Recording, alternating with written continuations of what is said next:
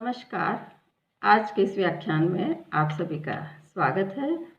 आज का ये व्याख्यान एमए फाइनल संस्कृत की पेपर थर्ड काव्य गद्य और पद्य के अंतर्गत कादम्बरी कथामुखम पर आधारित है।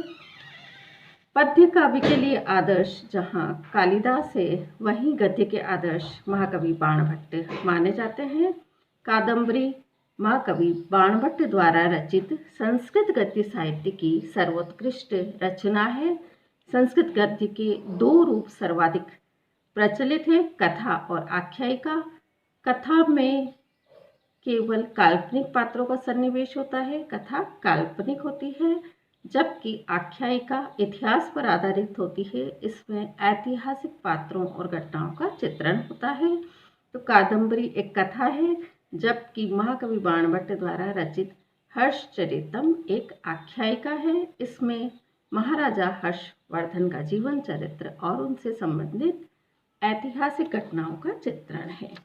कादम्बरी कथा मुखम कादम्बरी का ही प्रारंभिक अंश है। कादम्बरी के ही 3 भाग हमें दिखाई देते हैं, कादम्बरी कथा मुखम, पूर्वार्ध और उत्तरार्ध। तो ये प्रारंभिक अंश है। पूर्वार्ध तक महाकवि बाणभट्ट ने कादम्बरी की रचना की थी और ऐसा माना जाता है कि उनके निधन के पश्चात उत्तरार्ध भाग की रचना उनके पुत्र भूषण भट्ट ने की थी। अब कादम्बरी के विषय में कुछ विशेषताओं का अवलोकन करना आवश्यक है। कादम्बरी से संबंधित परिचय मैं प्रस्तुत कर रही हूँ। कादम्बरी 3 लोकों चंद्रलोक, गंधर्वलोक और पृथ्वीलोक की कथा है, जो आद्योपांत चमत्कार, औत्सुक्य और आश्चर्य से भरी हुई है। कादम्बरी कथा मुखम में ही चांडाल कन्या राजा शूद्रक के पास एक तोता लेकर आती है और वह तोता, जो कि वैशंपायन है, आर्या छंद में राजा की स्तुति करता है, अभिवादन करता है। ऐसे ही अनेक शाप आदि प्रसंग, ऐसे अनेक लोकोत्तर तत्वों की योजना इस कथा वस्तु में की गई है। यह कथा वस्तु ऐसा माना जाता है कि गुणाढ्यकृत बृहत कथा मंजरी से ढांचा मात्र ली है और कवि ने अपनी कल्पना शक्ति से इसको सुंदर बनाया है। कथा के नायक चंद्रापीड़ है और उपनायक वैशंपायन है। इनके 3 जन्मों की कथा इसमें वर्णित है। चंद्रापीड़ के चंद्रापीड़, चंद्रमा और शूद्रक, और वैशंपायन जो है उसके पुंडरिक, वैशंपायन और शुक। इस प्रकार से 3 जन्मों की कथा का चित्रण है। कवि जन्म जन्मांतरों में विश्वास रखता है। पुनर्जन्म के सिद्धांत के प्रति उनकी दृढ़ निष्ठा भी यहाँ में दिखाई देती है। कथा के कई वक्ता है, जबकि सामान्यतः कथा में एक ही वक्ता होता है। यहाँ 3 वक्ता है, जाबाली, शुक और महाश्वेता। मुख्य कथा चंद्रापीड़ और कादम्बरी की है, उपकथा वैशंपायन और महाश्वेता की है। मुख्य कथा के साथ साथ उपकथा का संयोजन कवि ने अत्यंत कुशलता के साथ किया है। कवि पर्यटन प्रेमी थे। विविध स्थलों का कवि ने भ्रमण किया और उसके दौरान जो कुछ भी कवि ने देखा, अनुभव किया, उसी सब का वर्णन इस कादम्बरी में है। उन्होंने मानवीय जीवन, प्राकृतिक दृश्यों और विभिन्न नगरों का सुंदर वर्णन किया है। इनमें कवि की सूक्ष्म निरीक्षण शक्ति स्पष्ट दृष्टिगोचर होती है। बाणभट्ट अलंकृत गद्य शैली के आचार्य है। अलंकृत गद्य शैली का इन्होंने सुंदर निर्वाह किया है। कालिदास के समान स्वाभाविक रूप से अलंकार इनकी रचनाओं में नहीं आए हैं, अपितु सश्रम अलंकारों का इन्होंने सन्निवेश किया है। किंतु अलंकार कहीं भी विषय व्यक्ति और विषय वस्तु और भावाभिव्यक्ति में बाधक सिद्ध नहीं हुए हैं, अपितु सहायक बने हैं। इनकी शैली पांचाली है, जिसका लक्षण है शब्दयार्थो समोगुंफः पांचाली रीतिः इष्यते। विषय वस्तु के अनुसार पदावली का गुंफन, पदावली की योजना ही पांचाली की विशेषता है। जहाँ भावपरक, मधुर और उपदेश परक विषय है, वहाँ इन्होंने कालिदास के समान वेदर्भी शैली का आश्रय लिया है। समास रहित और अल्प समासा पदावली का प्रयोग किया है। जैसे सुकनासोपदेश में न परिचयम रक्षति, लक्ष्मी के वर्णन में मिलता है। ऐसे ही जहाँ विकट भयावह दृश्यों को प्रदर्शित करना है, वहाँ उन्होंने सुबंधु के समान गौड़ी शैली को अपनाया है, दीर्घ समासावली का प्रयोग किया है, विशेषणों की जड़ी लगा दी है, दीर्घ वाक्य योजना को अपने वर्णन का आधार बनाया है। तो इन्होंने मध्यम मार्ग को अपनाया है। वैदर्भी और गौड़ी का सुंदर सम्मिश्रण इनके काव्य में दिखाई पड़ता है। बाण ने स्वयं ही गद्य के आदर्श रूप को प्रस्तुत किया। उसको इन्होंने इस प्रकार से दिया है: नवो अर्थो जातिर्ग्राम्या श्लेषो क्लिष्टः स्फुटो रसः विकट अक्षरबंधश्च कृत्स्नम एकत्र दुर्लभम। अर्थात किसी एक ही काव्य में विषय की नवीनता, सुंदर स्वभावोक्ति, सरल श्लेष, स्पष्ट रस की अभिव्यक्ति और विकट शब्दों की योजना, ये पांचों ही गुण एक साथ होना असंभव है।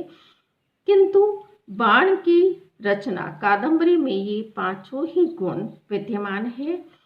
भाव पक्ष और कला पक्ष का सुंदर समन्वय, कवित्व और पांडित्य का सामंजस्य, भाषा पर असाधारण अधिकार, भाषा भावों के अनुरूप चलती है और अपार शब्द भंडार, शब्द वैभव, अजस्र कल्पना शक्ति कादंबरी को सर्वोच्च पद पर प्रतिष्ठित करते हैं।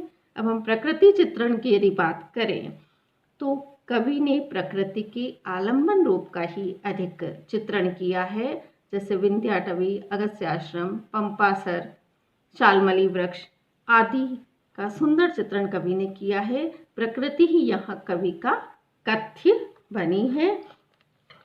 साथ ही कवि ने कालिदास के समान प्रकृति के कोमल और मधुर रूपों का, तो भवभूति के समान प्रकृति के कठोर रूपों का भी चित्रण किया है। कोमल रूपों का चित्रण हमें पंपासर में, अगस्त्याश्रम में दिखाई पड़ता है और कठोर रूपों का चित्रण हमें विंध्याटवी, सबर सेनापति, सबर सैन्य वर्णन आदि में दिखाई देता है। कालिदास के समान ही कवि ने प्रकृति को सचेतन और सप्राण माना है। वह मानव के सुख दुखों की सहकारिणी है। जैसा कि अगस्त्य आश्रम में सीता वृतांत से हमें स्पष्ट प्रतीत होता है। सीता के वियोग में वहाँ के हरिण घास खाना छोड़ देते हैं, जैसे कि कालिदास के अभिज्ञान शाकुंतलम में भी आया है। वहाँ भी शकुंतला के वियोग में हरिण जो घास खाइए उसी को उगल देते हैं और मोर नाचना छोड़ देते हैं। वर्णन शैली की यदि हम बात करते हैं तो बाण में वर्णन विस्तार की प्रवृत्ति पाई जाती है, जो उस युग की विशेषता रही है। एक ही वस्तु का ये सांगोपांग वर्णन करते हैं। पाठक की कल्पना पर ये कुछ भी नहीं छोड़ते हैं, सब स्पष्ट शब्दों में कह देते हैं। कालिदास के समान ये व्यंजना का आश्रय नहीं लेते हैं। वास्तव में देखा जाए तो कादंबरी एक चित्रशाला है, जहाँ हर एक पृष्ठ पर एक नवीन चित्र अंकित है। कहीं भी पिष्ट और पुनरावृत्ति हमें दिखाई नहीं देती है। इनके वर्णनों में हमें 3 स्तर दिखाई देते हैं। किसी भी वस्तु का पहले स्वाभाविक वर्णन है, दूसरा अलंकारिक वर्णन है और तीसरे स्तर पर शाब्दिक क्रीड़ा की गई है। इसे हम इस रूप में भी समझ सकते हैं, जैसे किसी चित्र में पेंसिल से पहले स्केच बनाना, वही उस वस्तु का स्वाभाविक वर्णन है, और फिर उस चित्र में विविध रंग भर के उसे आकर्षक बनाना, वह अलंकारिक वर्णन है। अलंकारों के माध्यम से ही कार्य कवि ने किया है। उपमा, उत्प्रेक्षा आदि अलंकारों की सहायता ली है और वस्तु के आंतरिक सौंदर्य को उन्होंने उद्घाटित किया है। तीसरे स्तर पर इन्होंने श्लिष्ट, उपमा, विरोधाभास, परिसंख्या आदि द्वारा शाब्दिक क्रीड़ा की है, अर्थात उस वर्णन में चमत्कार की, चारुता की सृष्टि की है। जैसे कि किसी चित्र में स्केच बनाया, रंग भरा और उसके बाद उस पर स्पार्कल छिड़क दिया जाए, पाउडर छिड़क दिया जाए उसको और अधिक आकर्षक बनाने के लिए, और उसे फ्रेम कर दिया जाए। तो ऐसे ही एक चित्र के समान ही इनके वर्णन हमें दिखाई पड़ते हैं।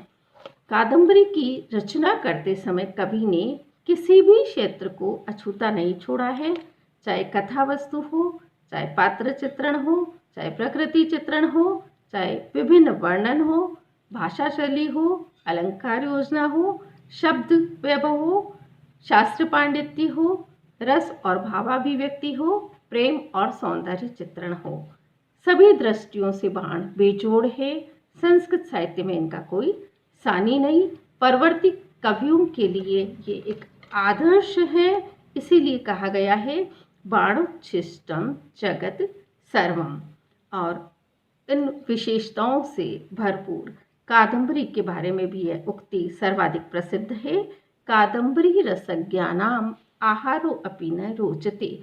कादम्बरी के रसिकों को आहार में, भोजन में भी रुचि नहीं होती है। वास्तव में कादम्बरी का अर्थ ही मदिरा है। मदिरा पान करके जैसे व्यक्ति सभी दूसरे विषयों को भूल जाता है और उसी आनंद में आनंदित होकर मग्न हो जाता है, व्यस्त हो जाता है, ऐसे ही कादम्बरी का पठन करते हुए सहृदय या पाठक कादम्बरी की कथा में इस तरह से डूब जाता है, निमग्न हो जाता है कि उसे और किसी अन्य विषय का भान ही नहीं रहता है। उसकी प्रवृत्ति, रुचि इतनी अधिक इसमें बढ़ जाती है कि अन्य सब उसे तुच्छ लगता है।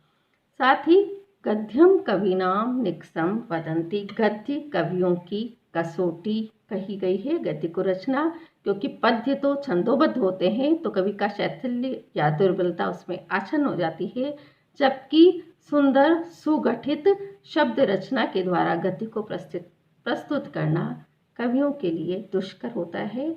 लेकिन गद्यम कविनाम निक्सम वदंती, इस सूक्ति पर, यह सूक्ति बाण पर भी चरितार्थ होती है। इस कसौटी पर बाण खरे उतरते हैं।